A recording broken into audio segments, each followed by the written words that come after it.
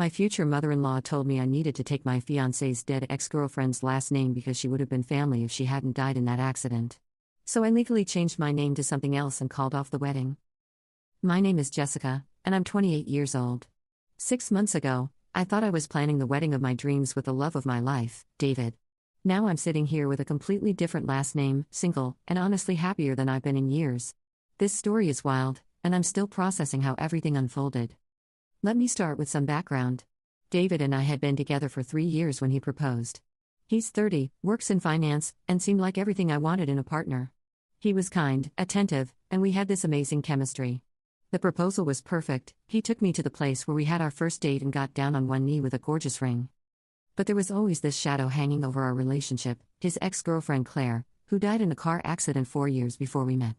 David had been with Claire for 5 years, and they were apparently planning to get engaged when she died. It was obviously a traumatic experience for him, and I tried to be understanding about the fact that he still had some of her belongings and would occasionally mention her. His family, however, took their attachment to Claire to a completely different level. David's mom, Patricia, kept Claire's photo on the mantle right next to family photos.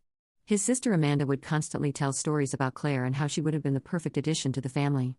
His dad Robert would make comments about how Claire really understood David in ways that felt like subtle digs at me. I tried to be graceful about it. I understood that Claire had been a significant part of David's life and that his family had loved her. But it started to feel like I was competing with a ghost for a place in this family. Every holiday, every family gathering, Claire's memory was prominently featured. They'd toast to her, share stories about her, and talk about how much they missed her. The real problem started when we began planning our wedding. Patricia immediately wanted to incorporate elements that would honor Claire's memory in our ceremony. She suggested we use the same flowers Claire had picked for her in David's hypothetical wedding. She wanted us to play Claire's favorite song during the reception.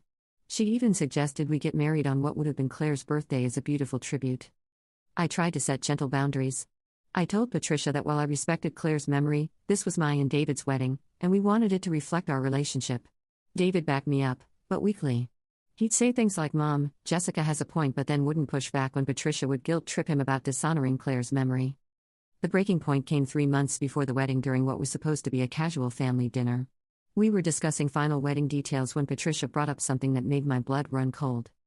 "Jessica, honey, we need to talk about your name change," she said with that fake sweet voice she used when she was about to say something awful. "What about it?" I asked, confused. David and I had already discussed that I'd be taking his last name, Morrison, after we got married. "Well, we've been thinking," she continued, glancing at Amanda and Robert for support, "and we really think you should consider taking Claire's last name instead of just Morrison." I stared at her. "I'm sorry, what?" Claire's last name was Hartwell. Claire Hartwell. It has such a beautiful ring to it, and she would have been a Morrison if. Patricia's voice trailed off dramatically. "We think it would be a beautiful way to honor her memory and make her part of the family officially." Amanda jumped in enthusiastically. "It would be like Claire finally gets to be a Morrison, just through you." She'd always talked about how excited she was to change her name. I looked at David, expecting him to shut this down immediately. Instead, he was staring at his plate, clearly uncomfortable but not saying anything. "You want me to take his dead ex-girlfriend's last name?" I asked slowly, making sure I understood correctly. "Not just take it," Robert added. "Incorporate it. Maybe Jessica Claire Hartwell Morrison? That way you're honoring both your relationship with David and Claire's place in our family."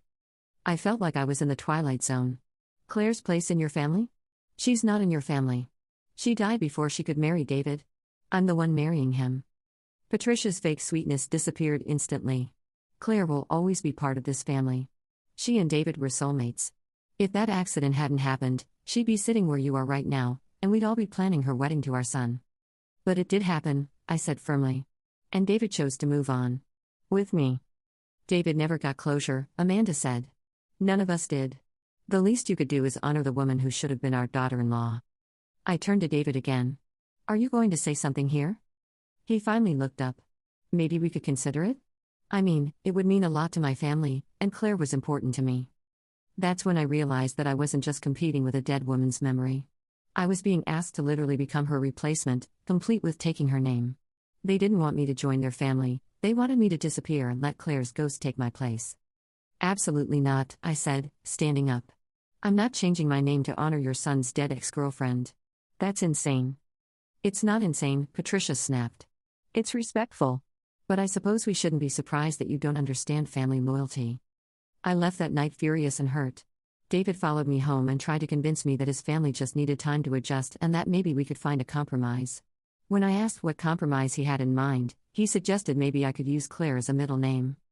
That's when something clicked for me. David wasn't defending me because part of him agreed with his family. He was still so attached to Claire's memory that he couldn't see how inappropriate and hurtful this request was. He wanted me to literally wear his dead ex-girlfriend's name for the rest of my life. I spent the next week thinking hard about our relationship. I started noticing things I'd overlooked before. How David would get distant on Claire's birthday and their anniversary. How he'd compare things I did to things Claire used to do. How he kept Claire's belongings in a box in his closet that he thought I didn't know about. I realized I'd been trying so hard to be understanding and supportive that I'd ignored the fact that David had never really moved on from Claire. I was just a placeholder, someone to fill the Claire-shaped hole in his life until he could find a way to get her back. 2 weeks later, I made a decision that shocked everyone. I went to the courthouse and legally changed my name. But not to Morrison, and definitely not to anything involving Claire Hartwell. I changed my name to Jessica Phoenix. When I told David, he was confused. Phoenix? Why Phoenix? Because a phoenix rises from ashes, I said. And that's what I'm doing. I'm rising from the ashes of this relationship and becoming someone new. Jess, what are you talking about? We're getting married in 6 weeks. No, David, we're not. I handed him the engagement ring. I can't marry someone who's still in love with a ghost. And I definitely can't marry into a family that wants me to pretend to be someone else entirely. He tried to argue, to convince me I was overreacting, but I was done. I'd already made my decision, and changing my name had been the final step in claiming my independence. Update 1. The fallout from calling off the wedding was intense but also liberating. David's family was furious, not because they'd miss me, but because they'd lose their chance to finally have Claire in the family through me. Patricia called me selfish and accused me of destroying David's chance at happiness. But the really telling reaction came from David himself. Instead of fighting for our relationship or acknowledging that his family's behavior was inappropriate, he got angry that I'd wasted 3 years of his life. He actually said, "I could have been working through my grief instead of trying to make this work with you." That comment confirmed everything I'd suspected. I wasn't his girlfriend, I was his grief counselor who he happened to sleep with. The wedding vendors were surprisingly understanding when I explained the situation. Several of them admitted they'd had concerns about the excessive focus on honoring Claire throughout the planning process. Our florist actually said, "I've never seen a bride have to compete with someone who wasn't even there." My friends and family were shocked but supportive. My sister Emma said she'd been worried about David's attachment to Claire but hadn't wanted to say anything. My best friend Monica admitted she'd always felt uncomfortable at family gatherings where Claire was discussed more than I was. The name change, however, was the part that really got people talking. When word got around about why I'd changed my name to Phoenix, the reaction was overwhelmingly positive. People understood the symbolism, and many said they admired my strength in literally creating a new identity for myself. Update 2. About a month after I called off the wedding, I heard through mutual friends that David's family was still talking about Claire constantly, but now they were also obsessing over how I dishonored her memory by refusing to take her name. Patricia apparently told people that I was jealous of a dead woman and that's why the engagement failed. But then something interesting happened. David's cousin Rachel, who I'd always gotten along with, reached out to me privately. She told me that the family's obsession with Claire had always made her uncomfortable, but that watching them try to force me to take Claire's name had been the final straw. "Jessica," she said, "I need to tell you something about Claire that I don't think you know." It turns out that Claire had been trying to break up with David in the months before she died. Rachel had been Claire's close friend, and Claire had confided in her about feeling suffocated by David's intensity and his family's overwhelming involvement in their relationship. Claire had been planning to move to another city for a job opportunity and use the distance to end things gradually. Claire felt trapped, Rachel told me. She loved David, but she said his family treated her like she was already married into them before she was ready. She felt like she couldn't breathe. The car accident had happened while Claire was driving to a job interview in the city she was planning to move to. David's family never knew about the interview or Claire's plans to leave. They built this entire mythology around their perfect relationship that never actually existed. The Claire they remember and want to honor is a fantasy, Rachel said. The real Claire would have hated having someone forced to take her name to make them feel better about losing her. This revelation was both heartbreaking and validating. David had been mourning a relationship that Claire had already been trying to end. His family had been pressuring me to honor a woman who had felt just as trapped by them if I eventually did. Update 3. 3 months after changing my name to Phoenix, I ran into David at a coffee shop. He looked terrible, like he hadn't been sleeping or taking care of himself. He asked if we could talk, and against my better judgment, I agreed. "I've been thinking about what you said," he told me. "About me still being in love with a ghost. My therapist says you might have been right." He'd finally started seeing a grief counselor, something I'd suggested multiple times during our relationship. He told me he was beginning to understand that he'd never properly processed Claire's death and had been using our relationship to avoid dealing with his feelings. "I wasn't fair to you," he admitted. "I wanted you to be Claire, but also not be Claire, but also honor Claire. It was impossible." I appreciated the apology, but I could see he was still struggling. When I asked how his family was handling his therapy revelations, his face fell. "They're not happy about it. Mom says the therapist is filling my head with nonsense and that I'm dishonoring Claire's memory by suggesting our relationship wasn't perfect." Even in therapy, David was still caught between his own healing and his family's need to maintain their fantasy about Claire.